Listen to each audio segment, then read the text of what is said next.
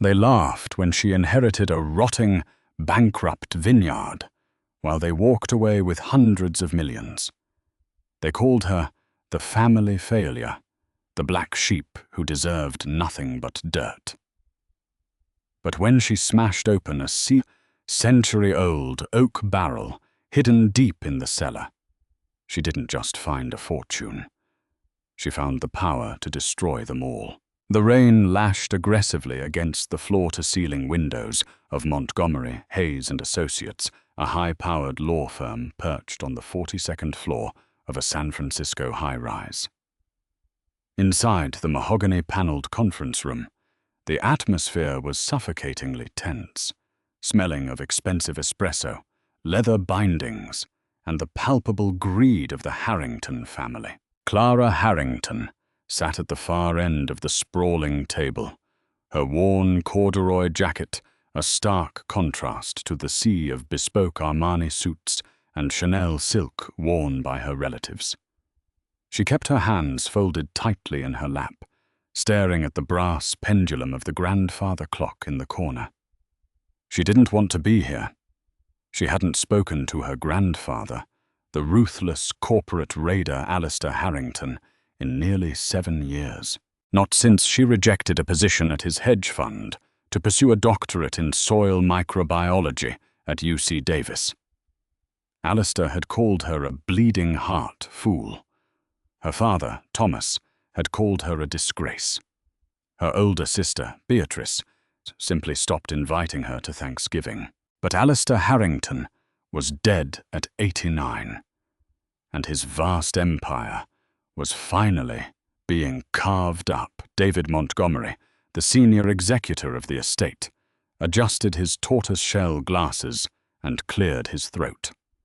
He had been reading for an hour, dismantling a dynasty on heavy, watermarked parchment. "To my eldest son, Thomas Harrington," Montgomery droned, his voice devoid of emotion. "I leave Harrington Holdings, the commercial real estate portfolio, encompassing the Seattle and Chicago properties, valued at approximately $420 million. Thomas leaned back in his leather chair, a slow, predatory smile spreading across his face. He didn't even feign grief. "To my granddaughter, Beatrice Harrington," Montgomery continued, turning a page. "I leave the entirety of my Class A voting shares in Apex Technologies, along with the Manhattan penthouse on Central Park West, and the offshore accounts managed by the Cayman branch of Sterling Cooper." Beatrice checked her diamond-encrusted Rolex, stifling a small yawn. "About time," she murmured to her husband, a venture capitalist who was already typing furiously on his phone. Clara swallowed hard. She didn't care about the money. She had built a quiet, fulfilling life on a researcher's stipend, working with sustainable agriculture in the Central Valley. She had only come to the reading out of a misplaced sense of duty, a tiny, foolish hope that perhaps in his final days, her grandfather had understood her choices. Montgomery paused. He looked up over the rim of his glasses, his gaze settling heavily on Clara. A profound silence fell over the room. Even Thomas stopped gloating. "And finally, to my youngest granddaughter, Clara Harrington." The lawyer sighed, almost as if he pitied her. "I leave the entirety of the deed, liabilities, and holdings of the Oakhaven tract, located in the Russian River Valley, Sonoma County." Beatrice let out a sharp, genuine bark of laughter. Thomas covered his mouth, his shoulders shaking with silent amusement. Clara frowned, leaning forward. "Oakhaven? I'm sorry. I don't know what that is." Montgomery pulled a thin, yellowed file from the bottom of his stack. "It is an abandoned vineyard and winery, Miss Harrington. Your grandfather purchased it 40 years ago. It has not been operational since 1986. I must inform you, as your fiduciary, that the property is currently encumbered by a $200,000 county tax lion, which you will inherit. Furthermore, environmental reports from the late 80s suggest the soil was heavily contaminated by illegal pesticide dumping. The buildings are condemned. It is, for all intents and purposes, a massive financial liability. "A toxic wasteland," Thomas said loudly, turning to look at his daughter with a look of pure disdain. How perfectly poetic. The soil scientist inherits a poisoned dirt patch. You see, Clara. The old man had a sense of humor after all. "He's giving her a death sentence," Beatrice sneered. "She'll have to declare bankruptcy by Christmas. You can always refuse the inheritance, Clara. Go back to playing with your little worms in the mud." Clara felt a hot flush of humiliation creep up her neck. Her grandfather had deliberately orchestrated this. He had weaponized his death to humiliate her one last time in front of the people who despised her most. It was a calculated, vicious final word. Montgomery pushed a waiver across the polished mahogany table. "Miss Harrington, your sister is correct. You have the legal right to disclaim the inheritance. If you do, the state will seize the property, auction it for the back taxes, and you will wash your hands of it." Clara looked at the waiver. Then she looked at her father, whose eyes gleamed with malicious satisfaction. They wanted her to fold. They wanted her to walk away with nothing, confirming her status as the family coward, the weak link who couldn't handle the Harrington legacy. Something hard and cold crystallized in Clara's chest. She thought of her grandfather's piercing blue eyes, the way he always looked at people as if they were puzzles to be dismantled. Why would a man who obsessed over every penny waste his money paying minimum holding taxes on a useless, poisoned plot of land for 40 years? Alistair Harrington didn't do anything without a reason. Clara picked up the heavy Mont Blanc pen resting beside the waiver. But instead of signing the refusal, she reached for the primary acceptance deed. "Clara, what are you doing?" Thomas snapped, his amusement vanishing. "Don't be an idiot. You can't afford the taxes on that ruin." "I'll figure it out," Clara said quietly. She pressed the pen to the heavy paper and signed her name in bold, looping letters. Clara Harrington. She stood up, grabbed her thrifted coat, and looked her father dead in the eye. "Thank you for your concern, Thomas. Enjoy your concrete buildings. I'm going to go see my vineyard." She walked out of the conference room without looking back, leaving the echoes of their mocking laughter behind her. She didn't know it yet, but that signature had just sealed their destruction. The drive north on Highway 101 took just over an hour, but as Clara turned onto the windy, fog-choked roads of Highway 116 toward the Russian River Valley, it felt like stepping back in time. The towering coastal redwoods cast long, oppressive shadows over the asphalt, and the air grew thick with the smell of damp earth and pine needles. She followed the GPS coordinates provided by the law firm until she reached a heavily rusted iron gate, chained shut and strangled by decades of aggressive poison oak and wild blackberry brambles. Faded, peeling letters on a wooden archway barely spelled out Oakhaven Estate. Clara retrieved a pair of heavy bolt cutters from the trunk of her Subaru. It took her 10 minutes of exhausting physical labor to snap the rusted padlock. She pushed the heavy gates open, the hinges screaming in protest, and drove her car up the cracked, weed-choked asphalt driveway. The estate was a ghost town. The main house was a crumbling Victorian monstrosity, its roof partially caved in, the windows shattered like jagged teeth. Beyond the house stretched 50 acres of dead, gnarly grapevines, resembling rows of twisted skeletal hands reaching out of the earth. At the base of a small hill sat the winery itself, a massive structure built of native fieldstone and heavy timber, covered in thick ivy. Clara stepped out into the misty afternoon air. She grabbed her soil testing kit from the back seat. If she was going to be stuck with a $200,000 tax bill, she needed to know exactly how toxic the land was. She spent the next 2 hours taking core samples from various blocks across the vineyard.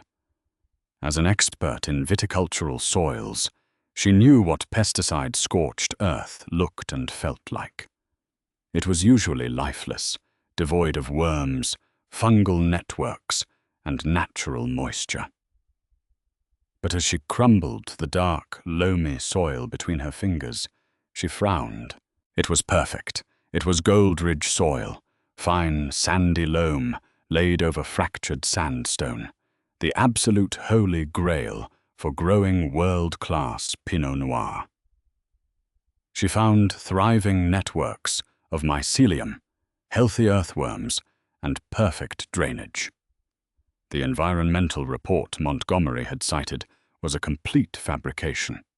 "You're wasting your time, girl." Clara jumped, dropping her soil auger. Standing a few yards away was an older man in a faded flannel shirt and mud-caked boots, holding a rusted shotgun pointed safely at the ground. He had a weathered face like cracked leather and a thick silver beard. "Who are you?" Clara asked, her heart pounding. "Arthur Pendleton," the man grunted, spitting a stream of chewing tobacco into the weeds. "I own the property, bordering the ridge up there. Saw the gate was open. Hasn't been opened since '86. You trespassing, or did the devil finally die?" "Alistair Harrington was my grandfather," Clara said, standing her ground. "He passed away last week. I own this land now." Pendleton let out a low whistle, his eyes softening slightly. "Well, I'll be damned. The old bastard finally croaked. My condolences, I suppose. Though if you're his blood, I reckon you know he wasn't exactly a saint." "I know," Clara said cautiously. "Mr. Pendleton, my grandfather's lawyers said this land was toxic, condemned. But the soil, it's pristine." The old farmer chuckled, a dry, rasping sound. "Toxic? Hell, girl, this is the best dirt in Sonoma County. Back in the '70s, Oak Haven was producing wines that beat the French in blind tastings. Then your granddaddy bought it, kept it running for a few years, then suddenly fired the whole crew in the middle of harvest. Shut the gates, paid off the county inspectors to classify it as a brownfield site so nobody would try to buy it out from under him. He wanted it dead, and he wanted people to stay the hell away." "Why?" Clara asked, bewildered. "Why buy a world-class winery just to kill it?" Pendleton shook his head. "Folks around here said he was hiding something. Spent a whole month bringing in private contractors from San Francisco. Concrete trucks coming in at midnight. After they left, he locked the gates and never came back. If I were you, I'd sell it to a developer and wash my hands of whatever ghosts that old man left behind." With a tip of his stained cap, Pendleton turned and trudged back into the tree line, leaving Clara alone in the heavy silence. Concrete trucks at midnight. Clara turned her gaze toward the massive stone winery at the base of the hill. The massive wooden double doors were chained, but the wood was so rotted that Clara easily kicked through the bottom panel, crawling through the jagged hole into the cavernous darkness inside. She clicked on her high-powered LED flashlight. The beam cut through thick clouds of dust, revealing a graveyard of winemaking equipment. Rusted distemmers, massive stainless steel fermentation tanks, covered in cobwebs, and the skeletal remains of old oak vats. The air was frigid and smelled of petrichor, bat guano, and something else, a faint, sweet smell of ancient, evaporated alcohol. The angel's share. Clara moved cautiously across the rotting floorboards toward the back of the facility, where a wide stone staircase led down into the subterranean barrel cellars. Her breath plumed in the cold air as she descended. The cellar was massive, easily the size of a football field, dug directly into the hillside. Rows upon rows of empty barrel racks stretched into the darkness. She walked the aisles for nearly an hour, finding nothing but dust and the occasional rat. She was about to give up, thinking Pendleton's story was just local folklore, when she reached the absolute back wall of the cavern. It was a wall of solid cinder block, completely out of place against the native field stone that made up the rest of the cellar, and it was poorly built. The mortar was crumbling, hastily applied. Clara placed her hand against the cinder block. She felt a faint, steady draft of freezing air coming through a crack in the mortar. Her heart hammered against her ribs.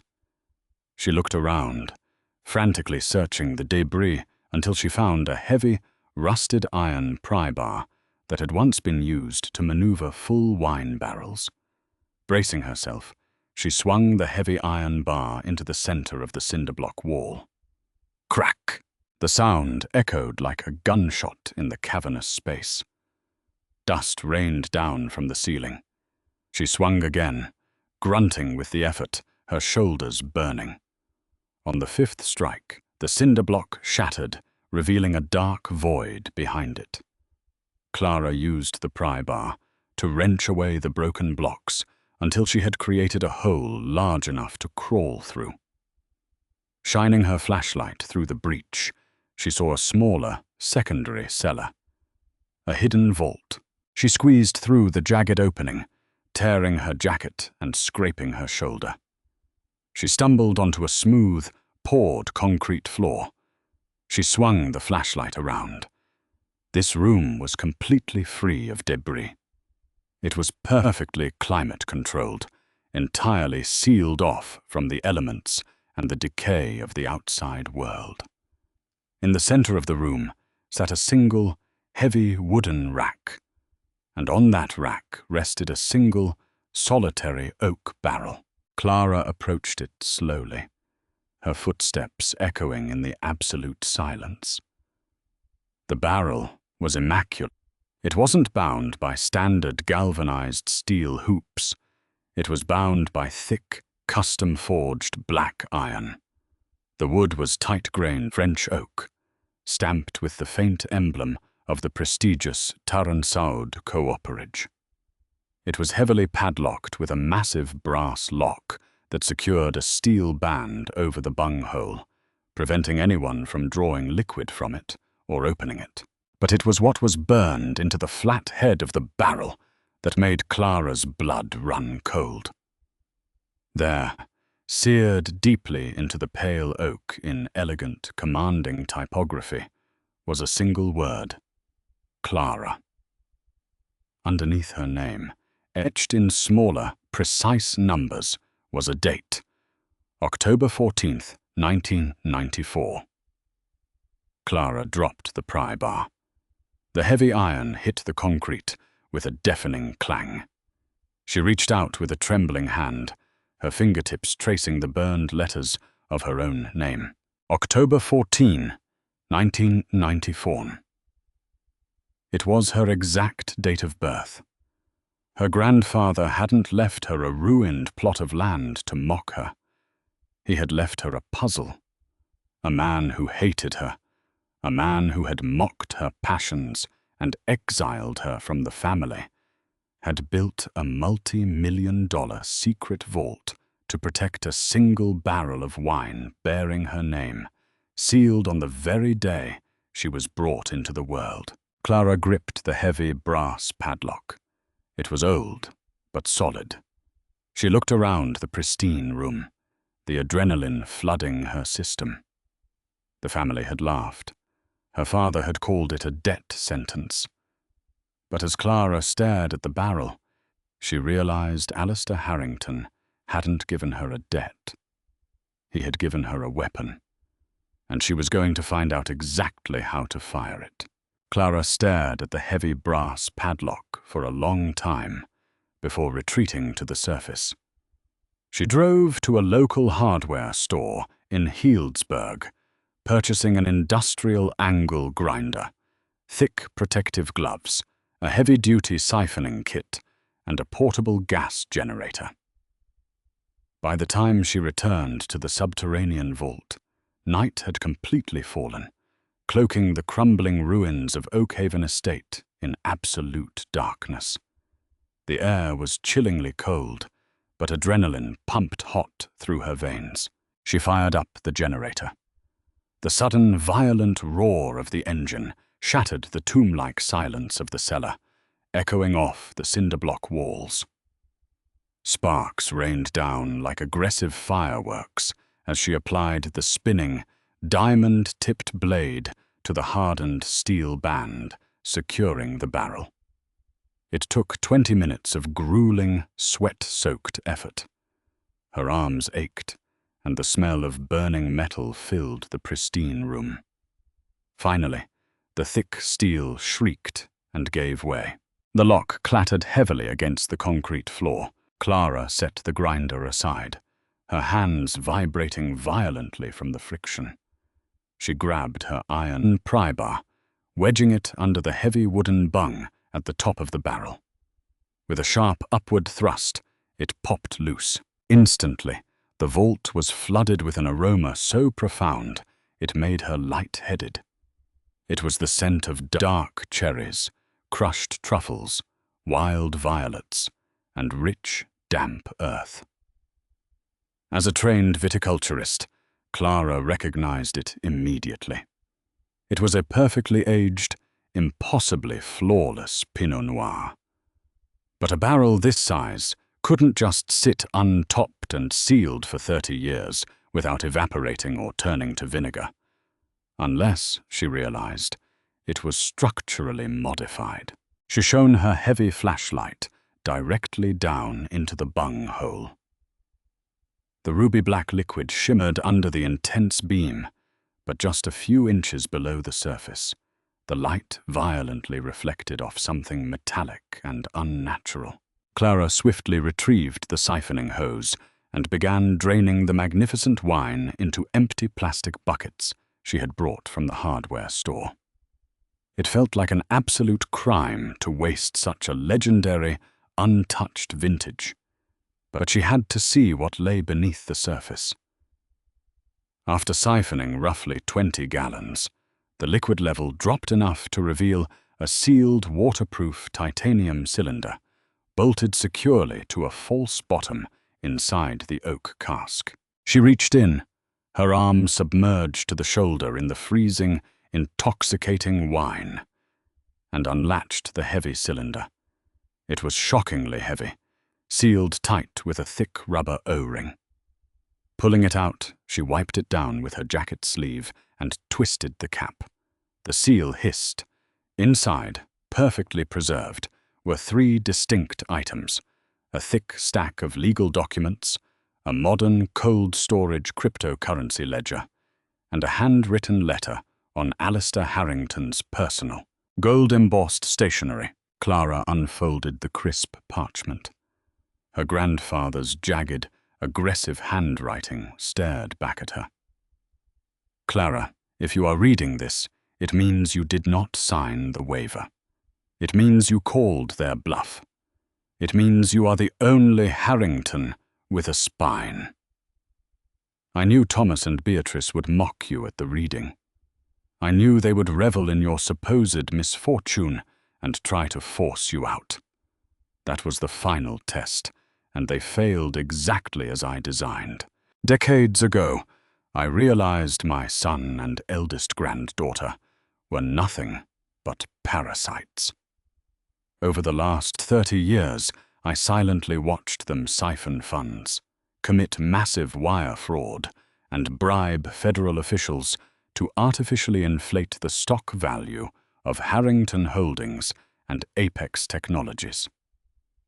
They thought I was just a blind, senile old man who couldn't read a balance sheet anymore. They were dead wrong. I documented every single illegal transaction they ever orchestrated.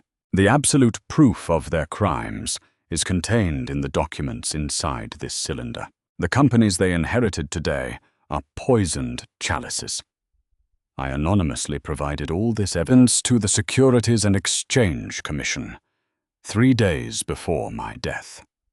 By the time you read this letter, the federal government will be preparing to raid their offices. Thomas and Beatrice are not inheriting an empire. They are inheriting billions in criminal liability. They will lose absolutely everything. The digital ledger in your hands contains the real Harrington fortune. These are liquidated assets, unrecorded offshore accounts, and completely untraceable funds, totaling exactly $850 million. The capital is entirely legal, heavily taxed, and now entirely yours. I bought Oakhaven when I realized what my legacy was becoming. I wanted to build something pure. But the overwhelming corruption of this family consumed me. So I sealed the dream away, faked the environmental reports to keep buyers away, and attached your name to the only clean thing I had left. You are the soil scientist. You are the one who understands how to bring dead, broken things back to life. Rebuild Oakhaven. Let them rot in the concrete prisons of their own making. Do not pity them. Bury them. Alistair. Clara lowered the letter. Her breathing shallow and ragged, she stared at the digital ledger resting in her wine-stained hands. $850 million. She wasn't just wealthy. She was one of the richest women in California. And her father and sister, the people who had ridiculed her passions and treated her like dirt, were walking directly into a federal trap. A slow, dangerous smile spread across Clara's face. She packed the documents and the ledger into her bag, taking one last look at the barrel. She didn't need to rebuild Oakhaven from scratch anymore. She had the resources to make it the greatest estate in the world. But first, she had a family reunion to attend. 3 days later, the rain had finally stopped in San Francisco. Clara walked into the towering glass lobby of Montgomery, Hayes and Associates, wearing the exact same worn corduroy jacket she had worn to the reading. She carried a sleek leather briefcase and a single, unlabeled glass bottle filled with the 1994 Oakhaven Pinot Noir. She bypassed the receptionist, striding purposefully down the mahogany hallway toward the executive conference room. Through the glass walls, she could see Thomas and Beatrice clinking crystal glasses of champagne, celebrating their newfound dominion over the Harrington Empire. David Montgomery was sitting at the head of the table, looking incredibly uncomfortable. Clara pushed the heavy glass doors open without knocking. Thomas lowered his champagne flute, his face instantly twisting into a sneer. "Clara, what are you doing here? Did the county assessors finally lock you out of your toxic dump? We aren't giving you a bailout, so you can turn right around." "I don't need a bailout, Thomas," Clara said softly, her voice carrying a chilling, unfamiliar authority. She walked to the center of the room and placed the unlabeled wine bottle on the polished table. Beatrice rolled her eyes, crossing her arms over her Chanel blazer. "What is this? Did you come to sell us homemade vinegar? Security is going to escort you out in about 30 seconds. Clara ignored her. She opened her briefcase and pulled out a thick stack of photocopied documents, tossing them onto the center of the table. They landed with a heavy, definitive thud. "I came to bring you a parting gift," Clara said. Thomas frowned, reaching forward to pick up the top document. It was a wire transfer log from 2018, explicitly detailing his illegal embezzlement from the Apex Employee Pension Fund, complete with his forged signature. Next to it was an internal email from Beatrice, proving she had knowingly authorized bribing a federal building inspector in Seattle. Thomas's face drained of all color. The glass of champagne slipped from his fingers, shattering loudly against the hardwood floor. "Where," Thomas stammered, his arrogant demeanor completely vaporizing. "Where did you get these? These were destroyed. We destroyed all of these." "Grandfather didn't miss a thing," Clara replied smoothly. "He knew exactly what you both were. He knew you were draining the companies to fund your ridiculous lifestyles. He documented every single felony. And then right before he died, he gave the originals to the SEC. Beatrice leapt out of her chair, her face contorted in panic. "You're lying! He wouldn't do that! He left us the companies! He left you the liability," Clara corrected, her tone sharp as a scalpel. "He left you the sinking ships, so you would be the one standing at the helm when the feds arrived."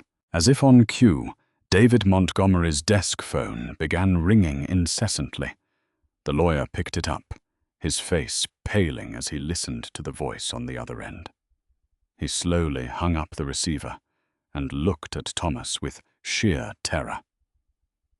"That was the front desk," Montgomery whispered. "Federal agents from the FBI and the SEC are in the lobby. They have warrants for both of your arrests, and they are freezing all assets tied to Harrington Holdings and Apex Technologies." Pandemonium erupted. Beatrice began hyperventilating, desperately pulling out her phone to call her husband, who wasn't answering. Thomas stumbled backward, clutching his chest, staring at Clara as if she were a ghost. "You have to help us, Clara," Thomas begged, his voice cracking with sudden, pathetic desperation. "Your family. You can hire the best lawyers. You can—" "I'm afraid all my capital is tied up in a toxic wasteland," Clara said, her voice dripping with ice. "I have a vineyard to restore. I don't have time to defend federal criminals."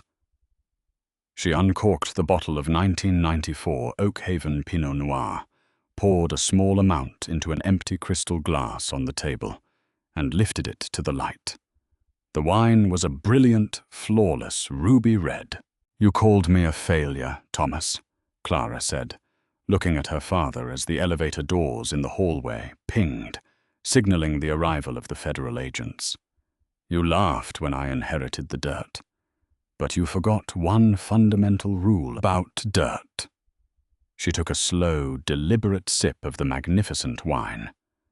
"It's where you bury things." Clara turned and walked out of the conference room, the exquisite taste of victory lingering on her palate, leaving her family to face the absolute ruin they had so carefully built for themselves. She stepped into the elevator, pressing the button for the lobby, ready to return to Oakhaven and bring her grandfather's masterpiece back into the light.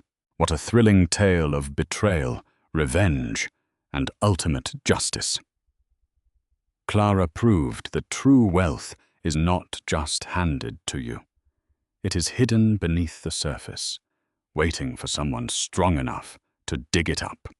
If you loved this incredible story of the Oakhaven legacy and want to hear more dramatic real-life mysteries, make sure to hit that like button, share this video with your friends, and subscribe to the channel for weekly deep dives.